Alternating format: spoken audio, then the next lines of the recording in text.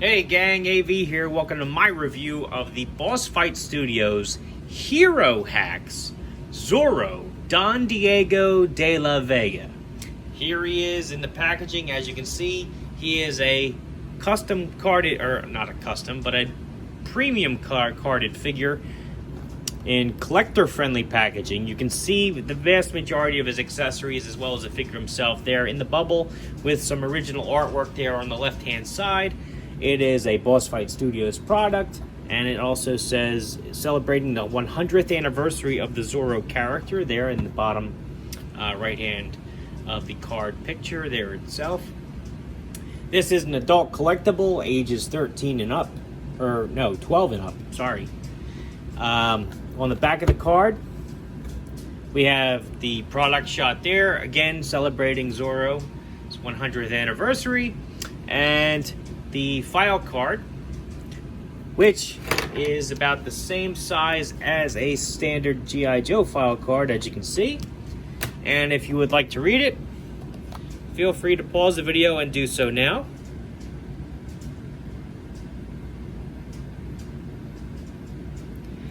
Said it before and I'll say it again, I am a huge fan of the fact that they include those. I think it's an excellent thing to do with these figures. It helps give them context and a personality before you put them up on your shelf.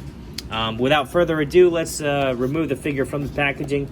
I've already done so just to make sure none of his joints or anything were frozen for the purposes of the review. But other than that, I really haven't messed with him too much.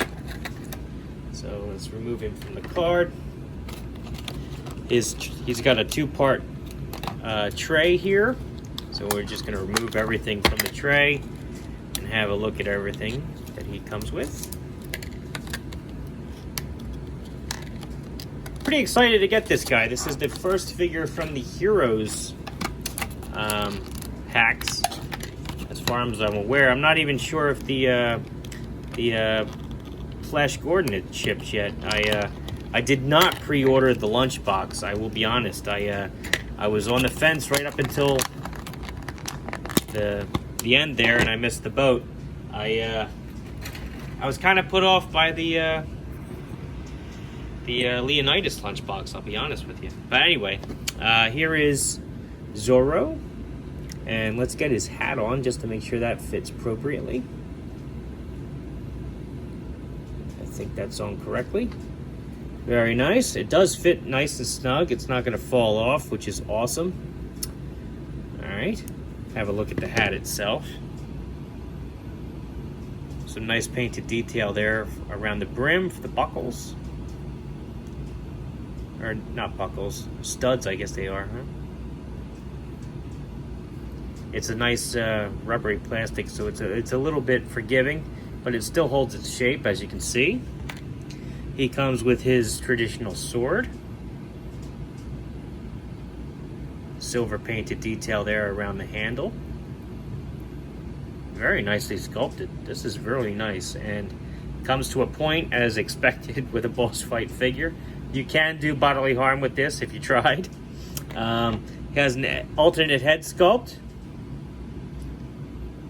Very nice painted detail and expression in the sculpt on that. He comes with two alternate hands, both of which are open.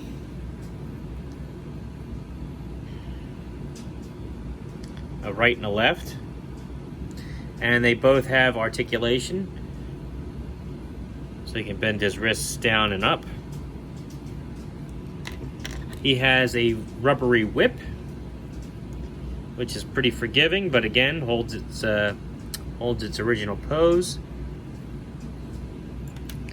He has his figure stand, which says Hero Hacks, and it has 1, 2, 3, 4 foot pegs on it. Copyright 2020 Boss Fight Studios. As well as some printed stuff there. Zorro Productions. And now for the figure himself, he does have a removable cape, which pegs into his back, as you can see. You'd have to pop his head off and unpeg it from his back to remove the cape. For the articulation purposes, however, I'm actually going to keep the cape on just to see how it hinders it. His head is on a ball joint, or a barbell joint, I'm sorry. Allows for a full 360-degree rotation. He can move his head back and up, as well as forward and down. He can tilt his head from side to side to get some more expression out of him. His arms can do a full 360, although they are hindered by the cape a little bit. He can put his arms up about that high. There's nothing at the bicep. Elbows can flatten out as well as turn 90 degrees up. Full 360 there at the elbow as well. His wrists, it looks like they rotate here at the cuff, or is that a separate piece? Yeah, the cuff itself for his gloves is a separate piece than the figure itself. The hands still rotate at the wrist, and they also pivot down and up on their own. He has a diaphragm joint, which allows for a good range of motion there. Kick his legs up about that high. Back, not really, but a little bit. He can do the splits about like that. He's got double jointed knees, which if you get the cape out of the way, kick his heel back about that far. He's got full rotation, 360 degrees there at the ankle.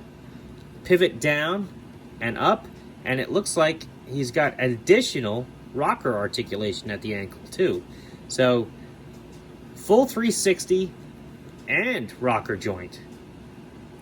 That's outstanding. So this guy, being at 4 inches tall, has better articulation than some 6-inch figures. That's pretty damn impressive. Stand him up there. Let's angle the camera down a little bit so we can get a better angle.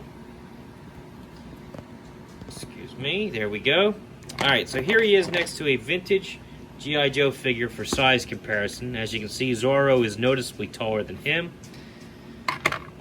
Same can be said for a vintage Star Wars figure. A vintage collection Star Wars figure, excuse me. Here he is next to a more modern 4-inch G.I. Joe figure.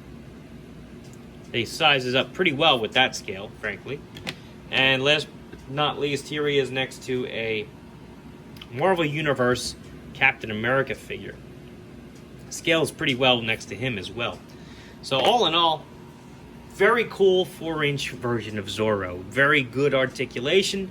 Excellent articulation, as a matter of fact. Excellent sculpt. Not too much paint to detail, but he is in an all-black costume, so that's forgivable. The cape is removable, and that is the only thing that would hinder his articulation. Oh, I didn't even notice that. Look, he's got a scabbard there for his sword.